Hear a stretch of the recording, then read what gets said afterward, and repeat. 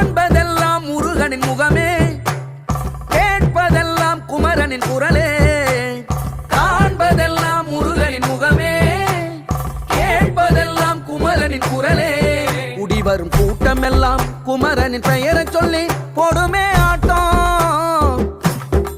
நாடி வரும் நன்மையெல்லாம் முருகனின் ஊரை சொல்லி போடுனே